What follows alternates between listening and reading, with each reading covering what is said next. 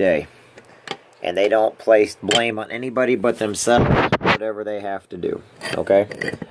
Um, anyway, if anybody needs any prayers or anything tonight, let me know. This isn't really a prayer thing. This is just basically a little bit of motivation to let everybody know that you're important. But it's also to let us remember what's important in life. Tonight I had my daughter, and I don't know if you guys got a chance to see. You can go back on my Facebook and look. We're reading Charlie and the Great Glass Elevator right now. Now, why is that important? You know, when you read to your kids and you watch their facial expressions, their emotions and stuff like that, you know, you can really learn a lot about your own children just by reading to them or letting them read to you. Because when you let them read to you, and that's what I'll let my daughter do this weekend, they always want insight. And that's how a lot of people are. They're looking for insight. They're looking for guidance. And I like to go back to my daughter thinking that my daughter likes to have a little guidance and insight. You know, I'm her dad, but if you ever notice with our kids, as they're growing up, as they're getting older, they become more dependent. They're not quite ready for you to let them go. But man, they want to venture to that next step. They want to venture. Now bear with me. I got a purpose for this. Our kids push a little bit each year, a little bit more. They want to see what they can get away with. But they also, I don't think it's to try to get in trouble. What our kids are doing when they're doing this, and what a lot of new parents need to learn, is each year our kids are testing the waters for themselves. They're seeing what they're able to do. They're sitting one foot in front of the other. You know, first they kind of wiggle, and then they kind of, you know, they do the belly crawl walk, and then they start to crawl, and eventually they learn to stand up, then they learn to walk, then they learn to run, but they only go so far. Then they learn steps, then they learn to swim, and they get a little closer. They want to learn to dive, so you start holding them over, and they're like, don't let go of me yet, don't let go of me. Eventually we just shove them in. But the point is, they're testing their boundaries, and that's how people are. And we forget that the reason why people do that when they first meet us, or when we first tell them about something. Remember, this week's about trust. And if you show people, you know, they're not going to do too much with you at first. They're going to have a little faith in you, but they don't trust you. And what they're doing is they're going to test the waters. Is this person going to help me swim? Or is this person going to push me off the deep end? And you see all this negativity online. You see negativity on the news. You see negativity everywhere. That negativity is a trust factor. Okay? They're sitting there trying to get out that why they don't trust. Well, here's what they're not understanding. Every time you put something negative out there about something that didn't work out for you, and you're letting the world know, it just means that you can't be trusted. Because it's about you. It becomes about you. I find myself in these bad problems sometimes too.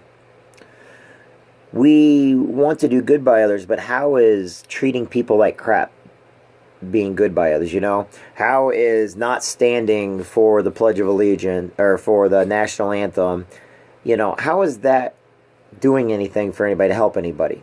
Okay, the national anthem was created years ago for something that has nothing, you know, you cannot make a stand against something that so many people have died for. Every day we find ourselves between being kind to people, ignoring people, or trying to walk away from people.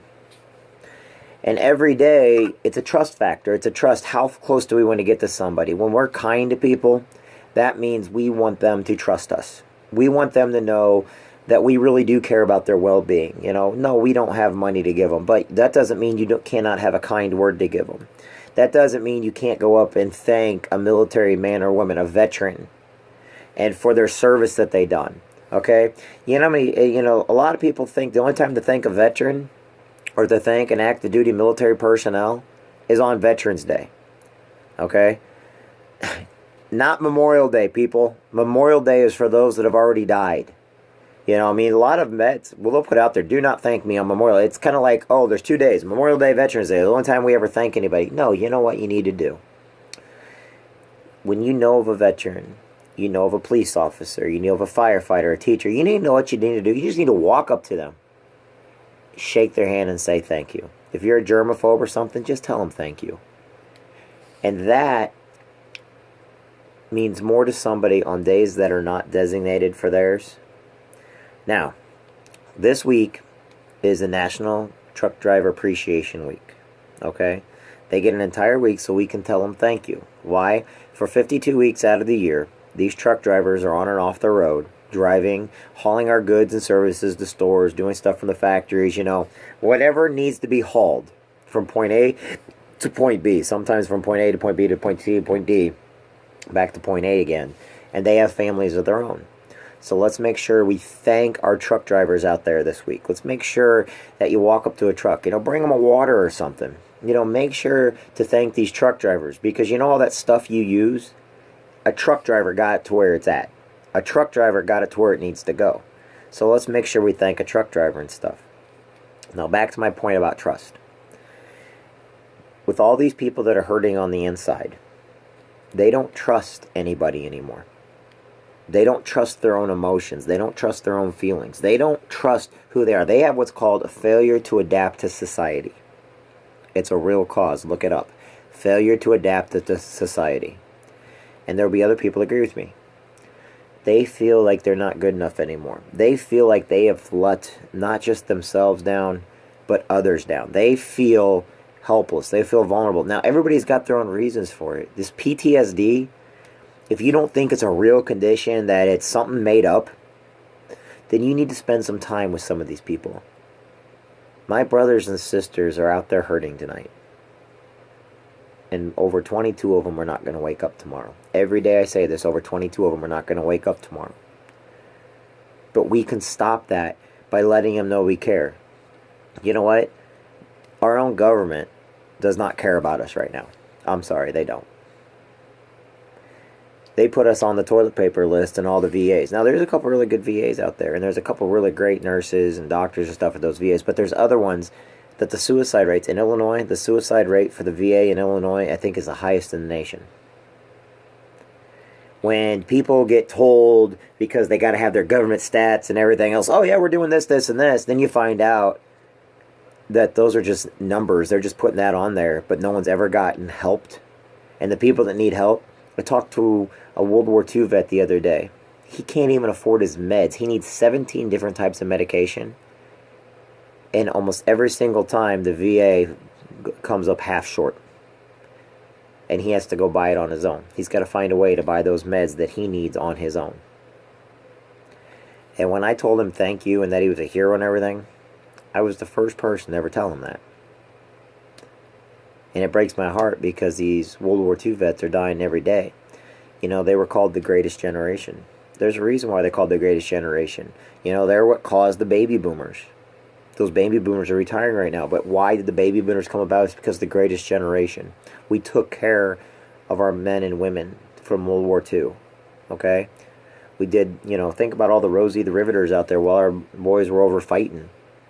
We fought 2 battlefronts. America was strong.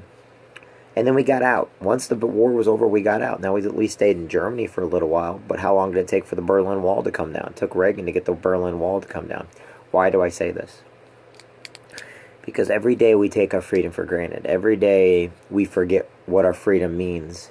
Every day we go out there and we're so negative to people that we forget we need to be positive to them. Whether you're religious or not, to be a higher person, to be more of yourself, to trust in what you're doing. Daily reflections. I like to show people my hometown. I'm very proud of my hometown in Quincy, Illinois. I'm very proud that I come from the mighty Mississippi, that across the way is Hannibal, where Mark Twain, Samuel Clemens wrote all of his books. I'm proud of these things. I'm proud to raise my daughter. I'm proud of the police officers we have in my town and all the local towns. I'm proud of the sheriff's department. I am proud to know the firefighters, and I'm proud to know all the school teachers and nurses.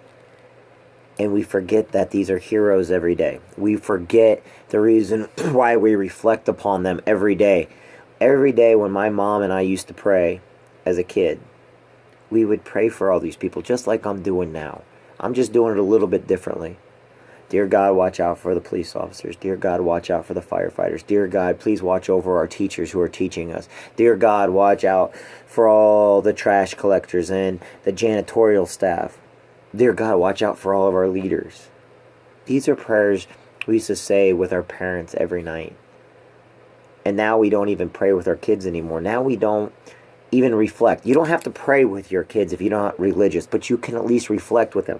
What's good happened today? What bad happened today? One reason why I think we're becoming a bully nation, and now we're making a big deal about it, is because we're not teaching our kids not to be bullies. And and all of a sudden our kids go to school and they're like, hey, I can get away with anything because the teacher's more scared of me than I am of the teacher. The principal's afraid of me and the teacher because what I'm going to do is I will throw out some kind of trump card. That there's not a political ploy. Meaning, deck of cards, Trump. Not, I have no political interest on this whatsoever. I'm just saying, when you go into school and you don't back the teachers, you back the student. Oh, my kid, he would never do. You want to know something I'm going to tell you right now? Not only was your kid needs to know what a belt feels like. Not only, don't abuse your kid. Don't ever, ever hit your kids out of hate and anger. But a little discipline for some of these kids, especially if they're being mean to the teacher, they're being bullies. There's a reason why they're being bullied. Are you spending enough time with your kids? Are they taking out their aggressions in school? Are you being there for your kids, giving them the time they need? Oh, Jeff, I got to work. Oh, I got to do this. Well, good. Then your kid's not going to change. Change starts with you. Let's give more to our kids. Let's read to them. Let's write them letters. Let's, bake with them, cook with them, go outside, play in a garden with them. Me and my daughter, we're going to buy a indoor hydroponics stand to grow some vegetables this winter. Now we do hydroponics anyway, but this time these should go year round. And we're going to get that. We're going to do a little project together. And we're going to put it on here so everybody can see the little project we do. Okay? Look, tonight, make sure that you read with your kids before you go to bed. Do the homework with your kids. If you don't understand it, my God, go to YouTube and look it up. Go to Google and look it up. There's so many advances to help you as the parent learn. Call your teacher. When's the last time you just went in and said hi to the teacher or whatnot? That's a good thing. But we need to teach our kids that, you need to respect teachers. You need to respect law enforcement. You need to respect firefighters. You need to respect our veterans. You need to respect your parents. For all you that tell your kids, oh, don't listen to your mom, don't listen to your dad because we're not together, so that means you don't have to listen to them. You're wrong. Whether you're with your other half or not, or whether you're with the person you broke it off with or not, and you got kids with them, you together have to form some kind of unity, and you yourself have to bond together as parents, nothing else, to teach your kids between right and wrong. Because if you sit there and play your kid against each other, you are doing no favors for your child. You are not raising them to be better human beings. You're raising them to be a pawn in your ugly, sick game. Does my daughter's mother and I get along all the time? No, we do not. Do I want anything bad to happen to her? No, I do not. I actually think the world of her. I think she's a great human being. I think she's a great person. We have not always seen eye to eye on anything. In fact, most of the time we didn't.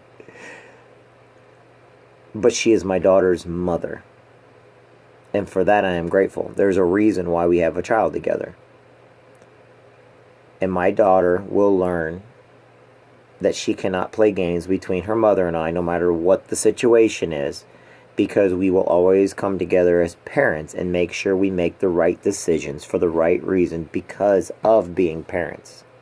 That's what being parents are all about. It's not about playing the kids against each other. It's not about he said, she said. Now you're being a bully. Now you're basically picking because you didn't get enough money in the relationship, or you didn't, oh my God, I still love that person and they don't love me no more. Or, oh my gosh, they cheated on me. Or oh my gosh, you people are so negative and your kids are drawn right in the middle of it. Knock it off.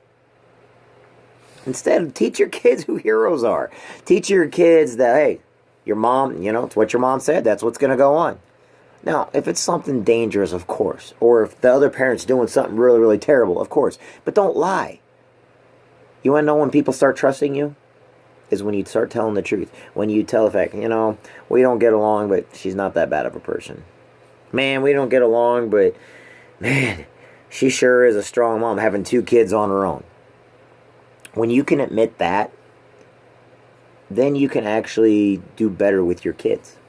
Why? Because it's not about you. It's about your children. When we teach our kids who heroes are, it's not about you. It's about the police officers, firefighters, the school teachers, the people that come to us every day. It's not about you. It's about the children. And if you raise them right, they won't be bullies. If you raise them right, they'll learn, if they see somebody being picked on, to go stick up for that person, or at least go get a teacher. We've got our kids so programmed to not even go get a teacher anymore. They just sit there and watch like, wow, they're getting in a fight. Boom, boom, boom, bang, bang, bang. And nobody even gets anybody anymore because they don't want to get in trouble. Look, every day in life, people are so negative. Start taking your kids to the zoo. Take them over to Soldiers and Sailors Home, Quincy. Just in case you're from outside of Quincy or some part of the world. Soldiers and Sailors Home, yes, it's a huge veterans care facility in Quincy, Illinois, with some of the greatest nurses and nurse practitioners you could ever get around. Some of the greatest administration over there. But they have an animal park that's free. And they've got all kinds of deer in there. White-tailed deer. They've got a couple geese. Now, I'll tell you a little story about this place. My grandpa took me there when I was little. Goose bit me on the finger. I peed my pants. No joke. I sat there and I was giving bread to the geese. There, the geese bit my finger and I peed my pants. Yes, I admit I peed my pants when I was a kid. There you go. I still go there every single year. I take my daughter there all the time. It's a calming, relaxing place. But it's deer. Kids love animals. They even got a buffalo over there. Here's a question for you, and I saw this happen on Jeopardy, and I looked at this person like, oh my God, you've got to be crazy. What is the largest animal, what is the largest land mammal in North America? Does anybody know? What is the largest land mammal in North America? It's the buffalo. Remember, elephants don't come from North America, okay? So that's what I'm saying. Have a little fun. Teach your kids something new.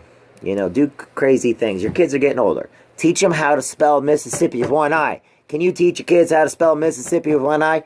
Mississippi. There you go.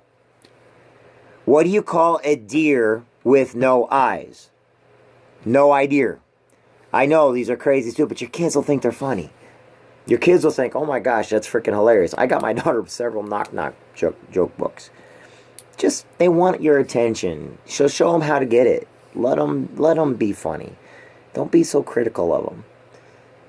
Don't always think that they have to be perfect, because we're not perfect human beings. Our kids to us are perfect. But let them show them that, we have flaws. As adults, we have flaws. Going back to the men and women of the military, take your kids to these nursing homes that veterans are at. Let them meet real heroes. Take your kids to a regular nursing home. Let them meet the nurses and the candy stripers and stuff like that are taking care of these people. They're great people. You just need to go meet them. You need to go and have a little guts. I know people that go to home to work, to church, with a home. They've got their route planted. When was the last time you decided to take a different route? When I was in the Marine Corps, how they taught us to take, to deter terrorism? How so we don't ever get caught off guard? Take a different route. Every day. Never be predictable. Don't be predictable in life. Do different things. Enjoy things. I know you may be a Catholic or a Protestant or a Lutheran or Baptist or Hindu or Jewish or Muslim or something like that. But what's the wrong with going to a different church of the same faith? Like here, we used to go to St. John's. Now we go to St. Francis. I've been to St. Peter's. I've been to St. Mary's. I've been to St. Anthony, St. Dominic's. But it was a different crowd, but we all kind of know each other. Break the normal. People get bored. Don't turn the channel. Go out and do something outside. Go to a different county fair. Go to a state fair. If you can go to a swimming pool, the same swimming pool area, go try a different swimming pool. These are just ideas I'm giving you. I always say I'll give ideas. And these are my ideas that I'm giving you right now. Okay? And if they work, they work. If they don't, they don't. But going back to a couple of things you can do as yourself to grow as a person. Okay? This is what you can do to grow as a person. Now, I don't know who pays attention to these or whatnot. Read 10 pages of a good book every day. No, these are not my ideas. These are ideas that have been out for many, many years.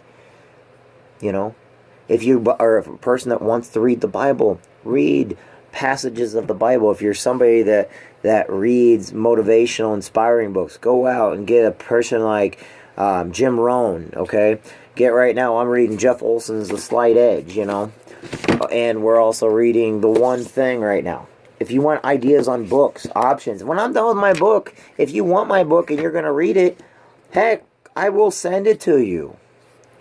And like I've shown everybody else, J.C. Watts, dig deep. Not every book has to be religious. How about an adventure book? How about an old-time book? Who would like, and no one's going to answer this, who would like to read War and Peace with me? I did it one time. Half of it's, I can't even read the book. I did. Okay? How about Moby Dick? How about some classics? Tom Sawyer, Huckleberry Finn. After I'm done reading Willy Wonka and the Charlie and the Great Glass Elevator, we're going to read the Boxcar Children. And then with the Boxcar Children, with my daughter, I'm going to slowly let her create what she wants to read. It's just an idea. When was the last time you kept a journal? Write down your thoughts and ideas. A lot of you that want to go work out every single day and you set these large goals for yourself, when you get up, do 2 push-ups. Walk 2 blocks. Next day, maybe do a little bit more.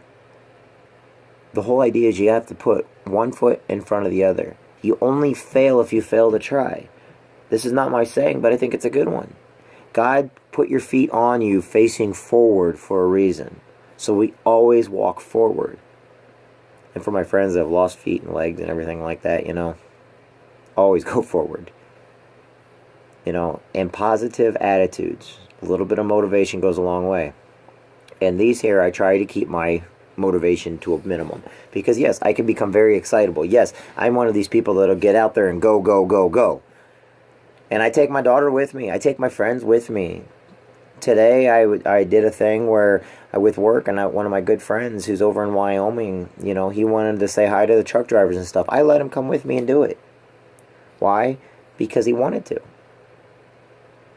We do not live in a society anymore where we're cut off from each other.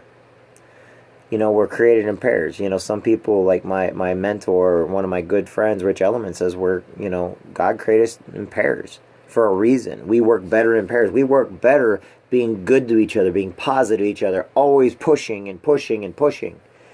So how hard is it to push a little bit, to keep going forward with each other, to have a workout partner? Doesn't mean, okay, work out physically, great. You need a partner, right? Who's going to, take the bar from you, who's going to spot you? How about in business? Have a workout partner. Your enemy can also be your best friend because you guys are challenging each other. There's no such thing as enough money. But it also is a such thing as you can't take it with you, but you can take with you the memories, the thoughts, everything that you learn. The Romans used to have a thing, and I learned this at King Philip II's tomb when I was over in Greece. When you're dead, you're dead. You're gone. And the only way to be remembered is to celebrate your life. So your family would come to the grave once a year. And I think they do this down in Mexico too, Day of the Dead. And they celebrate your life. And on your tombstone has your life written out. I go and visit my mom at the cemetery all the time, and my grandmas and my aunts and uncles and stuff. And one of the things is I like to read the different sayings that are on the tombstones and everything. Because it just shows who the person was and what they're made of. People with terminal illnesses today, miracles do happen. Never give up hope. People that have died and gone, we got to celebrate their life. We have to celebrate who they are. We have to be a better human being. I was talking to somebody, was it yesterday? Yeah, we were talking about going overseas. And how the unit I was with, whenever we go overseas, we were down in Panama, over in Kosovo, several Greek countries. Most of us went out by ourselves and everything. But we weren't trying to bring our ideas or who we are or, hey, we're America's big bad. No, we went over there, and that's one reason why I love my unit. Every person I was in with, They were grateful. We went over there. We got to meet all kinds of people, and we had a good time. We were not trying to force our viewpoints and our ideals on somebody else, nor should anybody do that. And then, after 9/11 in Afghanistan, we became a staying force in Afghanistan. Now all of a sudden you got the ones that never taught to interact. They're over there like, I'm an American, listen to me, you got to listen to me. No, we're great because we are divided, or we've got all kinds of cultures, races, religions. We're great because we are humble. We're great as a nation because we understand that that's those people's countries, that's their religion, that's their traditions. We don't need to change them. You're not going to change them. But when we start trying to force our viewpoint upon them, they get upset. Just like if somebody came into your home and tried to force their viewpoint upon you, you would not be happy. So, that being said, I think I went over enough stuff for tonight. Remember to read to your kids. Remember to pray with your kids. Remember to write letters with your kids. Study with your kids. One of the projects Gracie and I are doing right now, we're also doing a Lego project. To where we're putting, a friend of mine, Mina, gave us some, gave us certain types of Legos and stuff. So we're putting together a certain Lego project right now. And I'll do anything to bond with my daughter. Puzzles. Kids love puzzles. Alright? Pretty soon, get those ad-lib things again. My sister and I used to do ad-lib things all the time. I'm terrible at nouns and verbs, but we had a good time. So tonight, in closing, I'll close with a prayer, of course. But let us ask God to watch over those that are watching over us. I want God to watch over my mentors and my leaders and my dad and my daughter. I want him to watch over each one of you guys. I want him to watch over my friends that are getting ready to have kids. I want him to watch over those that have lost loved ones. I want him to watch over those that have terminal diseases that there's nothing anybody can do about. And these are the things I'm going to pray for tonight. If you're not, just wish good things upon people. And tomorrow I'm going to get up at 4:30 in the morning, and I'm going to go see how many truck drivers I can take care of. I'm going to see how many people I can save. I'm going to see how many people I can make sure how important a will is to them. With my business, we give out free wills to where, I want to make sure that they put in there, make little videos for the family and friends. Nowadays, today and days and age, you don't have to rely on big fancy. You use your phone to leave a message to your family, to your friends, to your kids. Understand that you're important. And by the way, some people, they have pets that are kids too. Animals are important also. Do not ever forget how important animals are. They are what show us love more than some people. Think how many animals saved our military lives, because they could sniff out roadside bombs, or they took a bullet, or, they went and took the bomb blast so that the military man or woman didn't have to. So, that being closed, let's go ahead and say our prayers for tonight. In the Father, and the Son, and the Holy Spirit, amen. Dear God in heaven, please watch over all of our police officers, our sheriff's department, our 911 operators. Please watch over all the nurses. Please watch over all the truck drivers that are out there on the road today. Please watch over all of our trash collectors, our lawn care people. Please watch over all those that work in retail and fast food. Please watch over our neighbors, our family, our friends. Please watch over and let them know that I'm grateful for all the leaders and my mentors in my life, from Brian Carruthers to Rich Ellerman to Alan Roman to Chris Hughes to Frank Kessler, to my dad, to my grandparents, to my daughter, who allowed me to look at life in a different way. Please be with those tonight that will not wake up tomorrow. Please be with those that have a terminal illness, that their suffering goes away. Please relay a message to those in heaven that we love them, we miss them, but we celebrate their life because they made life just so much better when they were here. Please watch over each and every one of our kids so that they grow up to be big and strong and understanding, yet humble, but not afraid. There is no such thing as fear. Please let people know, God, that there is no such thing as fear. There is a such thing as danger, but there is no such thing as fear. Please give those that are going in for work and that are looking for jobs to help them find jobs and help them find work, and let them feel blessed when they find it. God, thank you for the roof over my head, the food in my stomach. Thank you for the clothes on my back, and thank you for the family that you blessed me with. I've never been abused. I've never been neglected, and I know that I could have been with a family that would have done that. Thank you for my life, for letting my biological mother choose to have me and have me go for adoption, then abort me. Please, God, let those that are suffering tonight and depressed, that are suffering from PTSD, that are suffering from sadness, let them find joy in their life. Let them find happiness. Let them know they matter. Let them know they're important. Please let others go out tomorrow and be kind to other people. A little kindness does go a long way, and everybody just did a little kindness, this world will be even better than what it is today. God, thank you for my freedoms. Thank you for letting me live in a free country. Thank you for letting me be healthy. But most of all, thank you for letting me get up every morning and finding new reasons to just find out how great life is and how wonderful it is.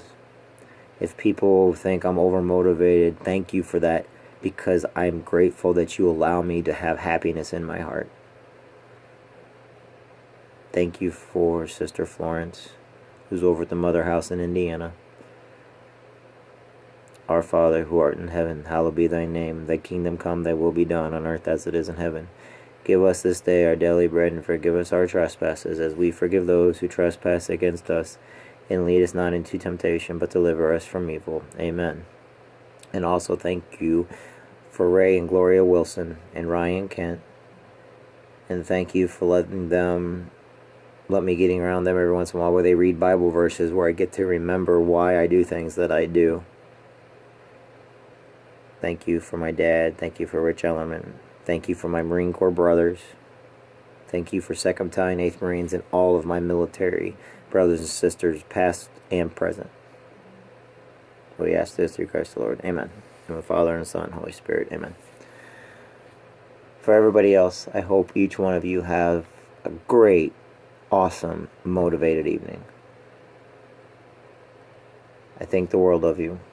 And for all you single parents out there, keep going the course. I am a single father. I know it's hard. Every day, that's what my reason why is my daughter.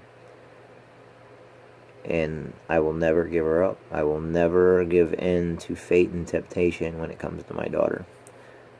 And when she gets older, I hope that she does the same for her children. And I hope you do the same for your children, to always put them first.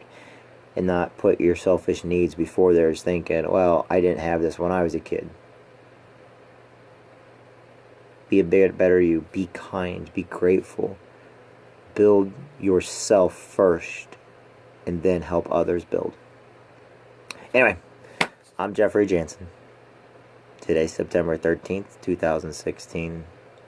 Thanks for joining me tonight. Thank you for your time. And if you ever need anything, let me know. To all the truckers out there, guys, keep on trucking. You guys are awesome. To all you lot lizards out there, I'm looking at you. Thanks, everybody. You guys are all great, and I think the world of each one of you guys. Remember, you matter, you're important, and you have made a difference in life. Just because you don't know it doesn't mean you haven't done it. You're better today just for being able to get up in the morning. I love each one of you guys. I care about you guys. Call a friend, call a family member, do something so that people know you care. And that one phone call made the difference between saving somebody's life or losing a life. Do not take people and your friends and family for granted. So, anyway, I will see everybody later. Have a great evening, everybody. Bye now.